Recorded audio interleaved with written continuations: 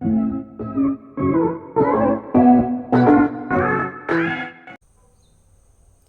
morning all my dear student. I am your chemistry teachers. Now start the first questions. Now these questions are coming in previous year sections. Clear not?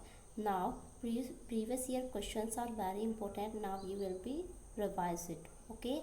Now first question is list the two conditions essential for using distillation as a method for separation the component form of mixture. तो it means हम distillation process का use क्यों करते हैं, ये कैसे आपके पास benefit है, ठीक है। तो इसके बारे में आपको कोई टू मेथड्स, ठीक है, ये आपके पास क्यों ज़रूरी है, तो टू कंडीशन आपको बतानी इस मेथड के, ठीक है। फर्स्ट है the component of the mixture must be miscible each other. तो इट मीन्स डिस्टिलेशन प्रोसेस किस में लगाते हैं, जिसके पार्टिकल्स, जिसके कंपोनेंट एक दूसरे में मिक्स हो जाए। क्लियर हो गया। The component of a mixture, हम मिक्सचर की बात कर रहे हैं, उसके जो कंपोनेंट है सिंगल टर्म्स हैं, ठीक है। जैसे हम यहाँ पर बात करते हैं H2SO4 की बात करें तो ट्वाइस H इसमें कंपोनेंट हो गए, एक S हो गया और 4 O हो गए। क्लियर है। The component of the mixture must be miscible each other. तो इट मीन्स जिसके कंपोनेंट कंप्लीट मिक्स होंगे उसी में हम क्या लगाएंगे, डिस्टिलेशन प्रोसेस लगाएंगे। क्लियर हो गया माय डियर स्टूडेंट। नेक्स्ट है in case both the miscible component are liquid. तो इट मीन्स डिस्टिलेशन की प्रोसेस में दोनों ही आपके पास जो प्रोसेस है, ठीक है, बोथ द मिसिबल कंपोनेंट, दो कंपोनेंट होंगे, दोनों के दो कंपोनेंट आपके लिक्विड में होने चाहिए। जैसे like as alcohol and water, तो आपको एल्कोहल से वाटर को आपको क्या करना है, सेपरेट करना है, तो डिस्टिलेशन प्रोसेस का यूज़ करेंगे, ठीक है। They must differ in their boiling point by more than 25 degree centigrade. तो इट मीन्स हमेशा जिसका टेम्परेचर या बॉइलिंग पॉइंट 25 डिग्री सेंटीग्रेड से ज़्यादा होगा सिर्फ वो ही लिक्विड यूज़ करेंगे। क्लियर हो गया। तो फर्स्ट में कहा था हमने डिस्टिलेशन प्रोसेस के लिए सबसे फर्स्ट वाले में डिस्टिलेशन प्रोसेस तब लगाते हैं जब आपके पास के कंपोनेंट, कोई भी मिक्सचर के कंपोनेंट दोनों मिक्स हो। सेकेंड कंडीशन आपके पास जिसमें क्या होंगे, आपके पास जो उसके कंपोनेंट हैं, ठीक है, वो क्या होने चाहिए, लिक्विड होने चाहिए, प्लस उनका जो बॉइलिंग पॉइंट है वो 25 डिग्री सेंटीग्रेड से अब होना चाहिए। Now you understood, I hope you understood this answer. If you have not any problem then you will discuss me. Clear और not? First question complete. Okay, next question you will see here. Water is a component, not a mixture. You also know that water is a compound because H2O, twice molecules H, one molecules oxygen, and not a mixture. Justify the statement given two cases. Clear हो गया। आपको to cases में इसको justify करना है। First में आप क्या बताएंगे, सेकंड में क्या बताएंगे, ठीक है। तो इट मीन्स आपके पास कोई दो रीजंस बताइए जिससे हम ये प्रूफ करें कि वाटर क्या है, कंपाउंड है, मिक्सचर नहीं है। क्लियर हो गया। तो इसका आंसर देखिए, the two element hydrogen. Clear, the two element hydrogens and oxygen. Clear हो गया।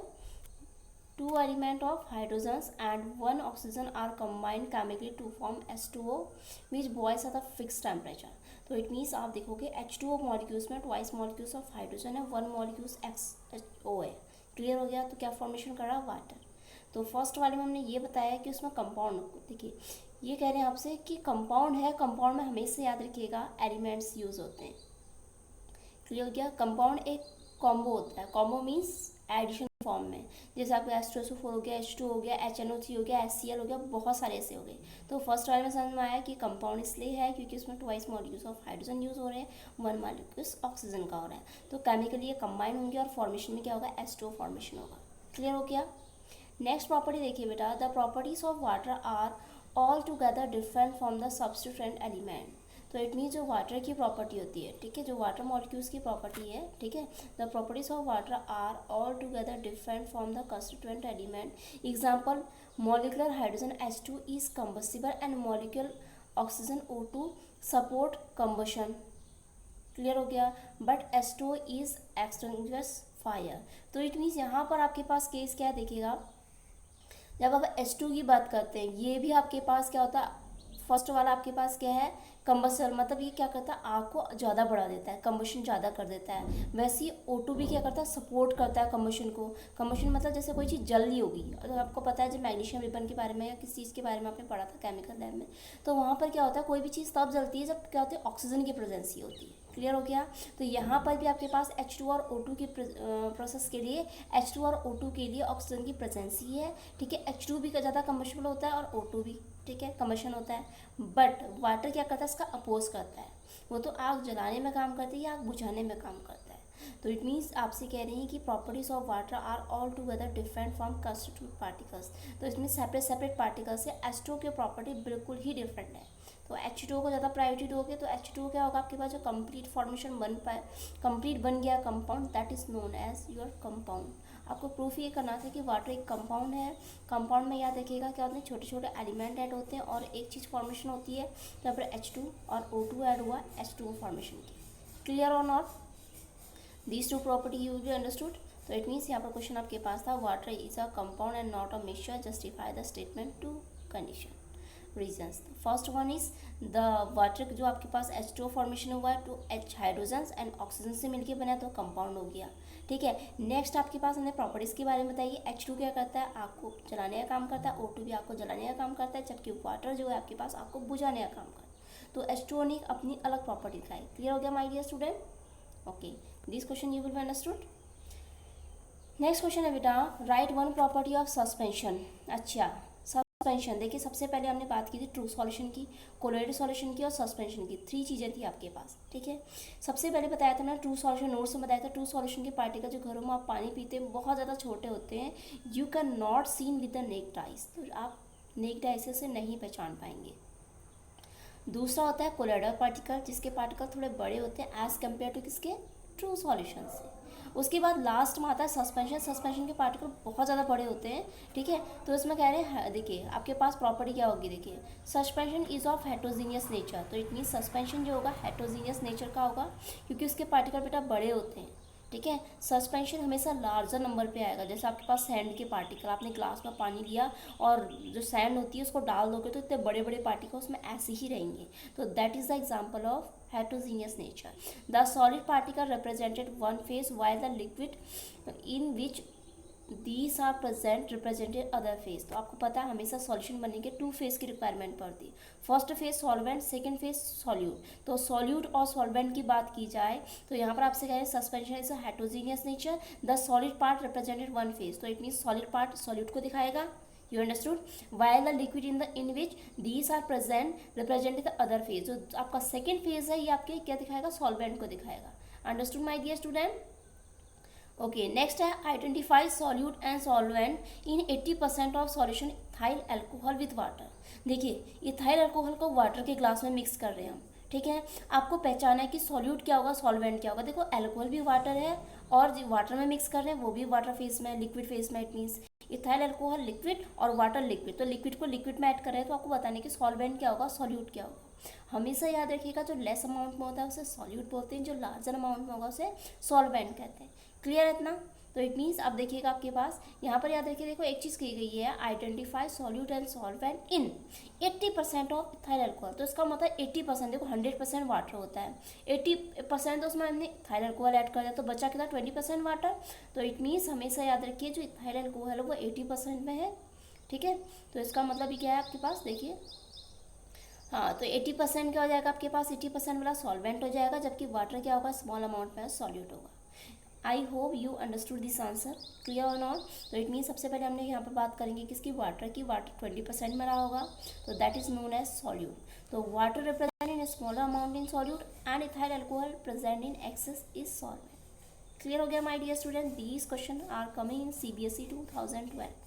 Now important and a mixture, तो इट मीन्स आपको क्लासीफाई करना है कि आपके पास एक ब्रास दिया गया है, दूसरा डायमंड है, तो ये आपके एलिमेंट होगा, ये मिक्सचर होगा, आपको बताना है। ठीक है, तो इट मीन्स अगर एलिमेंट होता है तो सिंगल सिंगल फॉर्म में होगा, अगर मिक्सचर फॉर्म में होगा तो बहुत सारे आपके पास ऐड होंगे इसमें। क्लियर हो गया? तो इट मीन सबसे पहले हम देखते हैं कि होमोजीनियस होगा या हेट्रोजीनियस होगा। ठीक है, तो फर्स्ट का आंसर है brass is a homogeneous mixture also called alloy. Alloy क्या होते हैं बेटा, एक मेटल्स सुना है आपने, एक नॉन मेटल्स सुना है, और एक होता है एलॉय। एलॉय मतलब मेटल्स और नॉन मेटल्स दोनों की प्रॉपर्टी शो करना। क्लियर हो गया? तो इसका आंसर है brass is a homogeneous mixture also called alloy, the constituents are Cu and Zn। Clear हो गया? तो इट मीन्स ब्रास क्या है, होमोजीनियस मिक्सचर के फॉर्म में है। मिक्सचर में हमेशा आप याद रखिएगा 2 या 2 से ज़्यादा चीज़ें ऐड होती है, तो ब्रास में एक कॉपर और जिंक ऐड कर दिया जाए तो ब्रास बनता है। तो इट मीन्स इसके कंपोनेंट 2 हो गए। अगर इसके कंपोनेंट 2 हैं तो इट मीन्स आपका आंसर क्या हो जाएगा, ये आपका आंसर है कि ये मिक्सचर है। तो यहाँ पर बात की गई है brass is a homogeneous mixture also called alloy, the constituent are Cu and Zn। तो इसके constituent particles copper and zinc होंगे।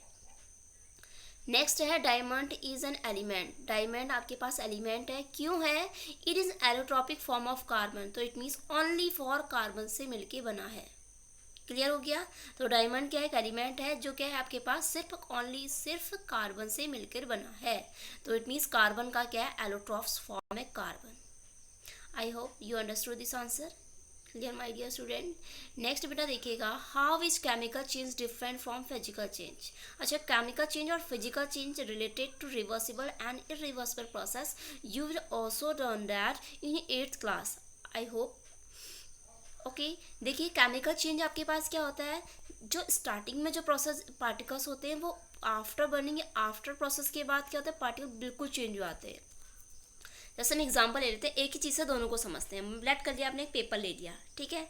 अब आपने एक पेपर लिया तो पेपर्स में आप देखोगे, ठीक है, आपने एक पेपर ले लिया, पेपर को आपने कट कर दिया, तो it means cutting of paper आपके पास फिजिकल चेंज होगा, क्योंकि उसके पार्टिकल वही हैं जो स्टार्टिंग में थे, इनिशियल प्रोसेस में थे, वही फाइनल प्रोसेस में है। तो इट मीन्स ये आपका एग्जाम्पल हो गया किसका? फिजिकल चेंज का। अब हम बात करते हैं केमिकल चेंज के। केमिकल चेंज के लिए हम उसको बर्न कर देंगे पेपर को। अगर आपने बर्निंग ऑफ पेपर कर दिया, that is the example of chemical change. अच्छा, आप अपने घरों में बताइए, घरों में आपका पेंट होता है, पेंट दो तरीके से होता है। एक वाइट वॉशिंग होती है, खाली वाइट कलर का आपको देखते हो, ठीक है, वाइट कलर का लगाते हो, चूना टाइप का लगाते हैं, तो इट मीन्स आप ऐसे दीवार पे हाथ लगाते हो तो आपके हाथों पर वाइट वाइट सा आ जाता है, तो इट मीन वो बॉन्डिंग क्या है, बहुत ज़्यादा वीक है, तो that is known as physical change. अब हम नेक्स्ट बात करते हैं दीवार पे नैरो लेग पेंट की। तो आप देखते हो घरों पे नैरो लेग के पेंट करते हो, आप ऐसे करके करोगे, ऐसे करके करोगे, तो आपके हाथों पे जो बॉन्डिंग होगी वो आपका क्या नहीं होगी, आपके हाथों पे नहीं आती है, तो इट मीन्स वो बहुत स्ट्रांग फोर्स है, स्ट्रांग बॉन्डिंग है, तो that is known as chemical change. तो इट मीन्स फिजिकल चेंज और केमिकल चेंज समझ में आया। फिजिकल चेंज बहुत ज़्यादा वीक बॉन्ड वाला फोर्स से बना है, जबकि केमिकल चेंज बहुत ज़्यादा स्ट्रांग बॉन्ड से बना हुआ है। क्लियर हो गया? और फिजिकल चेंज में फिर से वही प्रोसेस से हम ला सकते हैं, लेकिन केमिकल चेंज में नहीं ले सकते हैं। और एग्जांपल बताती हूँ मैं, जैसे आपके पास वाटर है, वाटर को आपने फ्रीज किया, फ्रीज से आपने वेपर किया, उसके बाद आप बैग जाओगे तो फिर से प्रोसेस से आप ला सकते हो। लेकिन आप ब्लेंड कर लीजिए, आपके पास मिल्क है, मिल्क से आपने कर्ड में कन्वर्ट कर दिया, कर्ड से फिर मिल्क में ला सकते हो, that is known as chemical change. तो केमिकल चेंज इतना स्ट्रांग होता है कि फिर से वो आप रिवर्सिबल प्रोसेस लगाओगे, फिर से वो अपनी प्रोसेस में नहीं आ पाएगा। I hope you understood this answer. Clear? तो इट मीन्स लास्ट का आंसर आपके पास बी था। In a chemical change a new substance is form as a result of chemical reaction. तो इट मीन्स आपके पास एक न्यू सब्सटेंस फॉर्मेशन होता है, और फिर आगे कह रहे हैं no new substance is formed in physical change. तो फिजिकल चेंज में कोई भी आपका न्यू सब्सटेंस फॉर्मेशन नहीं होता है। आई hope you understood this answer. Clear? Okay, next question करते हैं।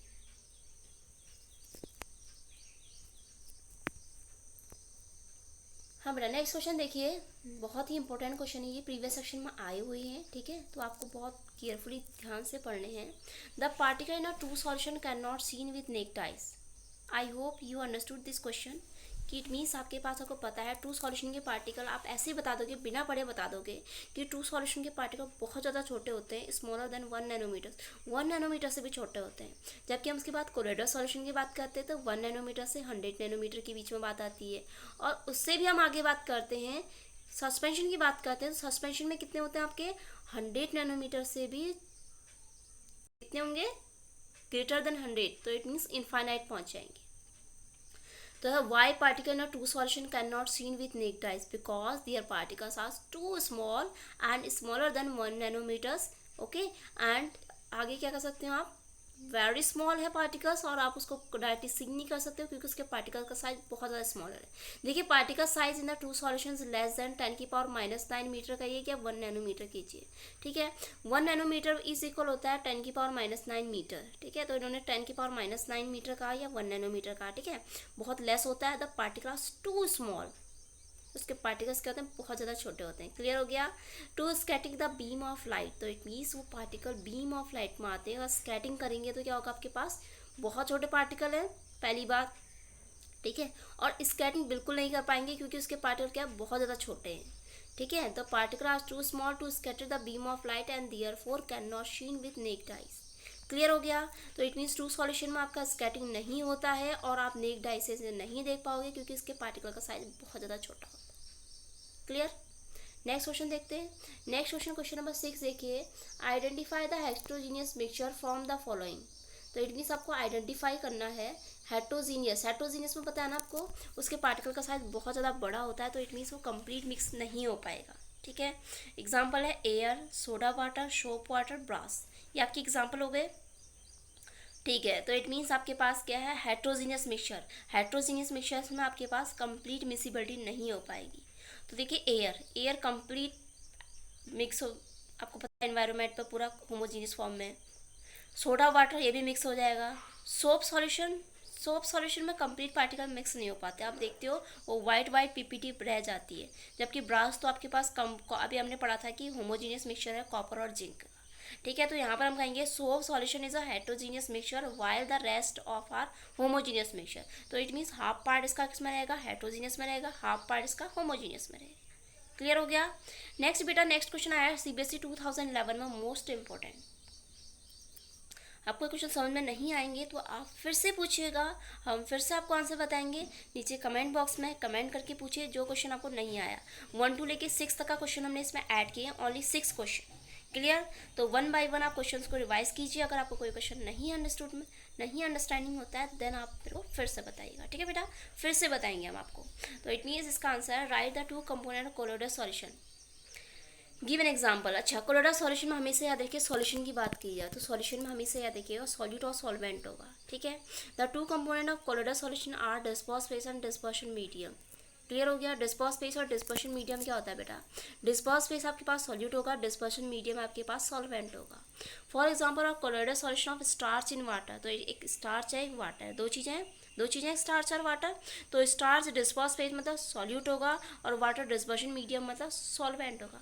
इसे सिर्फ इनका बताने का तरीका अलग हुआ है कि डिस्पर्स फेज को इन्होंने सॉल्यूट का नाम दिया और डिस्पर्शन मीडियम को सॉल्वेंट का नाम दिया। आई hope you will be understood this answer. Clear. तो इट मीन्स ऊपर वाला क्वेश्चन समझ में आया कि सॉप सॉल्यूशन में आप जब सोप को वाटर में डालते हो तो व्हाइट कलर की पीपीटी बन जाती है, कंप्लीट मिक्स नहीं होता है। तो हाफ तो मिक्स हो जाता है, तो हाफ हमने होमोजीनियस कह दिया और हाफ उसको हेट्रोजीनियस कह दिया। ठीक है, नेक्स्ट वाला कहा था कि 2 कंपोनेंट बताइए। हमेशा सॉल्यूशन के 2 ही कंपोनेंट होते हैं बेटा, आपको कंफ्यूज नहीं होना है। ये हायर क्लासेस में पढ़ोगे आप कि आपके डिस्पर्स फेज और dispersion medium. Disperse phase that is known as solute and dispersion medium that is known as your solvent. तो इसका आंसर था the 2 component of colloidal solution of disperse phase and dispersion media. For example, a colloidal solution of starch in water, तो it means starch को water में add किया तो starch less amount में है, तो it means ये disperse phase होगा solute and water is a dispersion medium. Clear? Okay. Take care. Have a good day and stay home, stay safe. Okay. If you have any problem बेटा, any type of any question, ठीक है, आपको previous section से जो आपको मैंने notes कराए थे उसमें कोई डाउट है, इसमें कोई डाउट है, आप डायरेक्टली क्या कर सकते हो, पूछ सकते हो। ठीक है, इसी आपके पास वीडियो के नीचे कमेंट बॉक्स है, उसमें कमेंट करके बताइए कि कौन सा क्वेश्चन आपको अंडरस्टैंडिंग नहीं हो पा रहा है। क्लियर हो गया। Okay, take care, bye. Press the bell icon for latest update, my dear student. Like, share and subscribe these channels, all my dear student.